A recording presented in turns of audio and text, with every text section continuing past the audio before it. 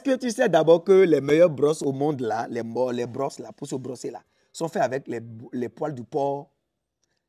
Tu ne manges pas le porc. Est-ce que tu sais qu'on est en train de faire des recherches maintenant dans la médecine pour pouvoir utiliser les reins du porc pour greffer aux humains? Du. Est-ce que tu sais, on est en train de faire des recherches et fabriquer des antibiotiques, des médicaments très efficaces à base de graisse de porc. Est-ce que tu sais déjà qu'il y a des médicaments sur le marché qui sont fabriqués à base des organes, des graisses et tout ça de porc? Hein? Et tu ne manges pas le porc. Alors, cette vidéo va parler des problèmes qui sont à la base de la faible rentabilité du porc en Afrique, dans certains pays comme le Bénin. Le Bénin, le kilo est entre 800 et 1000 francs, poids vif. Au Cameroun, c'est 2800. Et certaines personnes qui se pensent intellectuelles vont me dire, mais le coût de production au Cameroun, non, vous n'avez encore rien compris. Regardez cette vidéo du début jusqu'à la fin. Sinon, vous allez l'huiler. Let's go.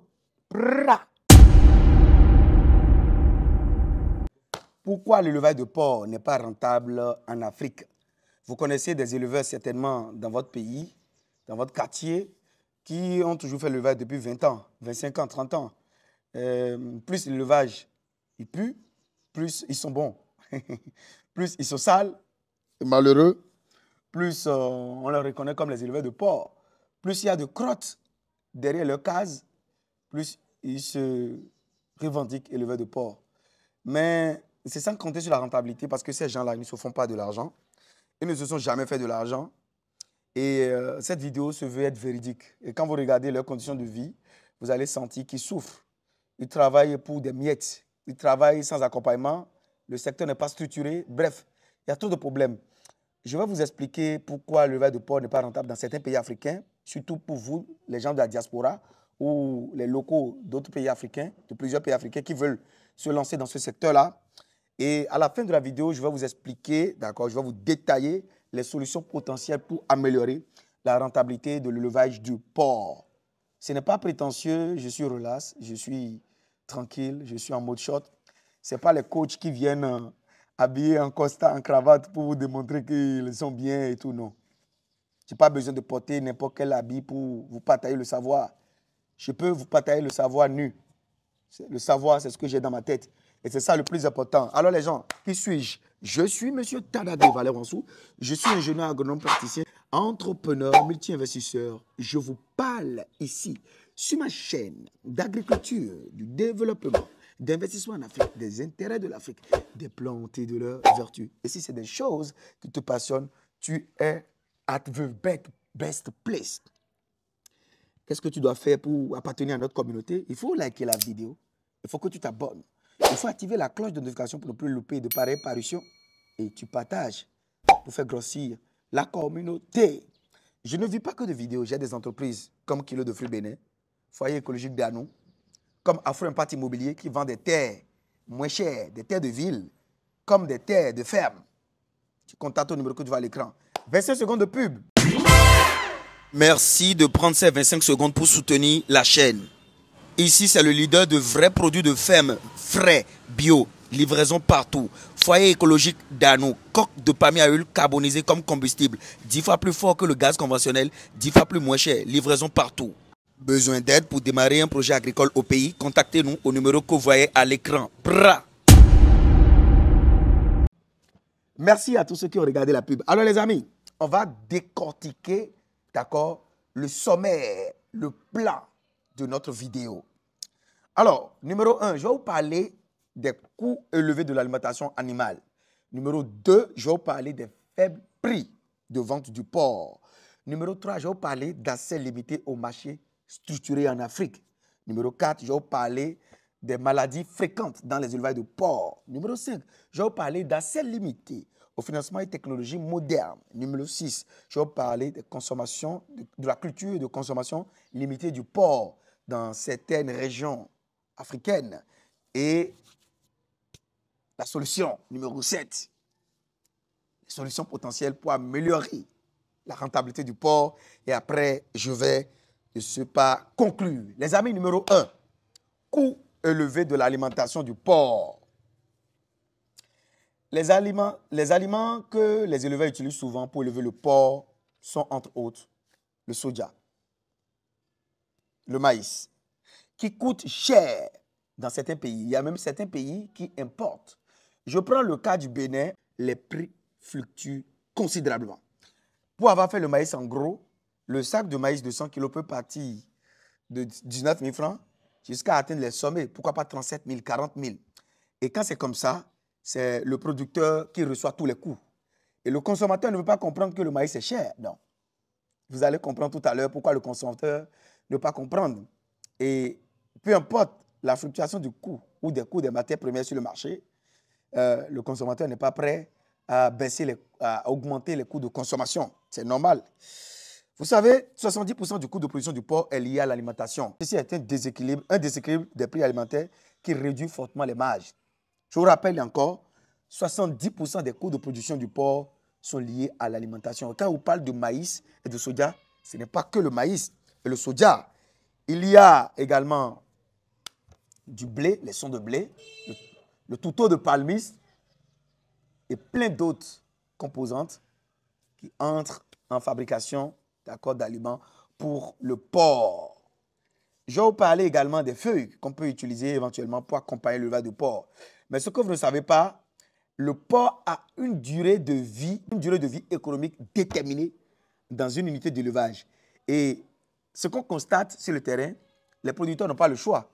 Parce que tu as élevé ton porc avec de la matière première qui coûte très cher, mais tu constates que voilà, les clients ne se viennent pas acheter à cause, c'est pas d'une raison ou d'une autre, mais tu te sens obligé de faire quoi? De continuer toujours à nourrir ton ami. Si tu ne le nourris pas, eh bien, il va mourir et tu perds complètement tout ton capital. Et donc, les durées, les délais économiques autorisés dans un élevage professionnel sont dépassés et très largement dépassés. Et à cause du coût élevé des aliments, le producteur même, il y a même certains producteurs, à cause des coûts élevés des aliments, réduisent, ils réduisent unilatéralement, d'accord, la quantité à donner au sujet par jour. On comprend. Mais quand ils réduisent ça, qu'est-ce qui va se passer? Le porc va prendre plus de temps à donner plus de chair. Le porc ne va plus exprimer dans ce cas d'espèce le maximum de son potentiel génétique. Ce n'est pas que ça. Caché même dans le coût élevé des matières premières, la base est déjà biaisée. Certains éleveurs de porc décident délibérément de choisir des sujets bâtards. Quand je dis bâtards, des porcs métissés. Des porcs métissés qui sont mis dans les loges d'élevage de porcs modernes, comme les Landras, comme les Large White par exemple. Large White. Notez ce nom. Large White. Je vous dirai pourquoi il dit Large White tout à l'heure. Et ils mélangent tout un pléthore de porcs qui n'ont pas les mêmes potentiels génétiques, les mêmes potentiels de rendement. Ceux qui ne savent pas, il y a des porcs de chair, il y a des porcs qui sont destinés pour la reproduction, il y a des porcs qui sont destinés pour la fabrication d'accessoires, de mode. Il y a des porcs qui sont destinés pour l'agroécotourisme. Les gens ne savent pas ça.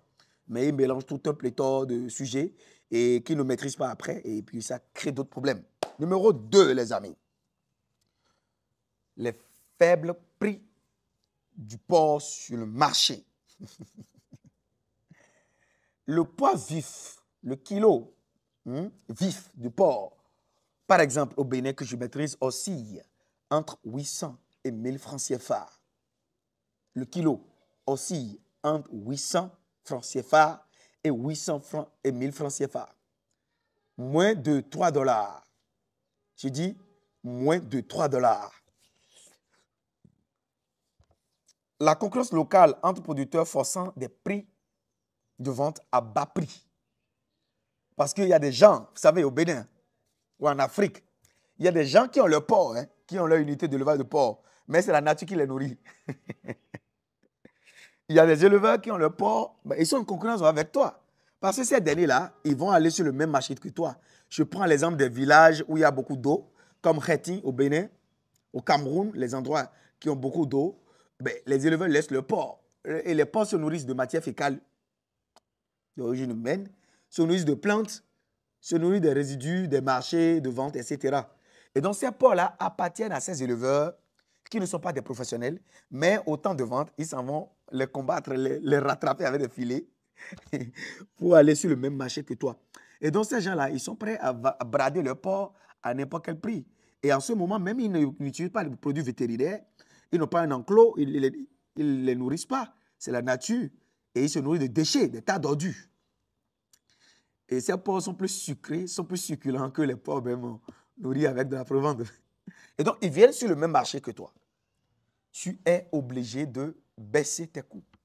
Donc, ça va poser un troisième problème tout à l'heure de malorganisation du marché, du secteur de l'élevage de porc. Les infrastructures, d'accord? Un marché local limité en termes de consommation de viande porcine, contrairement à d'autres viandes comme le poulet et le poisson. Le marché local est très limité en termes de consommation de viande porcine, ce qui force les producteurs à baisser les coûts. Et ce n'est pas que ça. On va voir les autres détails tout à l'heure. Troisième point, accès limité au marché structuré. Beaucoup d'éleveurs bénéficient pas de chaînes de commercialisation organisées.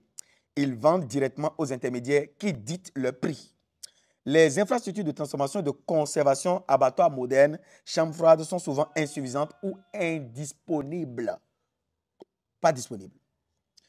Cela limite l'exportation et la valorisation de la viande de porc sur d'autres marchés. Vous avez tout compris, les gens. Je ne vais pas beaucoup plus vous expliquer. Quand l'éleveur a produit son porc, il est venu à terme. Il est incapable de l'abattre et de le conserver dans une chambre froide. Non, il est incapable de l'abattre. Il se voue maintenant, son sort est dans la main des intermédiaires qui leur dictent les lois. Par exemple, des gens qui viendront dans les villages acheter ou bien dans les fermes d'élevage de porc acheter pour revendre dans les marchés de Wando, dans les marchés de Douala, de Yaoundé, dans les marchés de Cocody, dans les marchés de Koumassi, etc. Ou des gens qui viendront acheter le porc pour aller revendre à leurs copains qui veulent faire le mariage. C'est eux qui dictent les prix. Non, mon ami, 1000 francs, ce n'est pas bon. Il faut me faire ça à 700. Je vais venir acheter encore 4 chez toi demain. Erreur. Le gars, il se voit nourrir le porc tout le temps. Bon, il est obligé de donner, hein, de céder. Sinon, il va perdre son argent. Bon, ça, c'est la misère. Ce n'est pas une activité lucrative, c'est de la misère. Fait dans ces conditions, c'est de la misère. Numéro 4, sanitaire et maladies fréquentes. Les éleveurs porcins sont vulnérables aux maladies telles que la peste porcine africaine. Pour les vrais éleveurs de porc, ils connaissent cette maladie. Et quand ça attaque ton élevage, tu peux perdre 10, 20, 50 porcs, 50 têtes en une journée. Et le comble, ils n'enterrent pas ça. Hein? Ils revendent aux entreprises de porc braisés, les rankpétés. Ouais, il faut faire beaucoup attention quand tu manges le porc au dehors. Ils vendent ça aux rankpétés. Les rankpétés au Bénin, c'est des charcuteries qui font le porc braisé, le porc grillé, le porc au four. Les soins vétérinaires sont parfois très coûteux ou peu accessibles, aggravant les pertes. L'ignorance de la prophylaxie, ça aggrave ces genres de choses. Le non-respect de la biosécurité. Tu amènes ton cousin du village ou bien ton cousin de la ville qui est avocat, qui est magistrat ou qui est policier, qui veut voir tes porcs, tes têtes de porc. Il veut apprendre de toi. Il vient dans ton élevage avec ses chaussures et ses blouses, ses cheveux de la ville. Mais ça va inoculer des maladies à tes sujets et ce n'est pas bien. Numéro 5. Assez limité au financement et technologie moderne. Les petits producteurs manquant souvent de financement pour investir dans un système de production moderne comme, suivez-moi bien, les systèmes d'élevage intensif, comme ce que vous voyez à l'écran, qui optimisent l'alimentation. La production locale d'aliments alternatifs pour réduire les coûts. Un éleveur de porc doit avoir son BMI, son broyeur mélangé industriel, pour réduire les coûts. Il ne doit pas se retrouver en train d'acheter des préventiers, les industriels ou les grosses multinationales. Tu ne peux jamais rentabiliser. Et produire même parfois une partie de ces matières premières, comme le maïs et le soja. Quand tu produis une petite quantité, même si c'est 20%, 30%, tu réduis drastiquement les coûts de production. Ça veut dire, ça te renvoie à ma formation sur la ferme intégrée. Elle est à 80 $ ou 50 000 francs CFA. Si tu as envie d'en prendre, ben, tu prends. Ça va t'apprendre à investir de la bonne manière au pays ou en Afrique. Donc, la production locale d'aliments alternative pour réduire les coûts de production. Les éleveurs dépendent encore de techniques traditionnelles moins productives et plus coûteuses sur le long terme. On cherche des feuilles pour donner au porc, on cherche des sons de maïs pour donner au porc, on cherche des trucs que nos parents ont l'habitude de faire. Mais ça remplit juste l'estomac du porc. Ça ne lui apporte rien en termes d'oligo-éléments, de macro-éléments. Ça n'accélère pas sa croissance. Ça n'optimise pas son potentiel génétique. Et donc, tu te retrouves à faire une activité, à nourrir des porcs qui sont censés faire 6 mois pour être prêts à l'abattage. Tu te retrouves à nourrir un même porc pendant 1 an et demi. Comment tu peux rentabiliser? Et il y a même un adage en Afrique, surtout au Bénin. Ça veut dire on ne va pas regarder la consommation du porc pour vendre le porc. C'est dans quel business il ne faut pas regarder le coût de production. On ne regarde pas le coût de production pour vendre le porc. C'est que c'est une ONG, quoi. C'est-à-dire que c'est un sacerdoce. Non, l'élevage du porc ne doit pas être un sacerdoce. Numéro 6. Culture et consommation limitée du porc. Les gens, dans certains pays africains, des tabous culturels ou religieux peuvent limiter la demande en viande porcine. Cette faible demande affecte directement la rentabilité du secteur.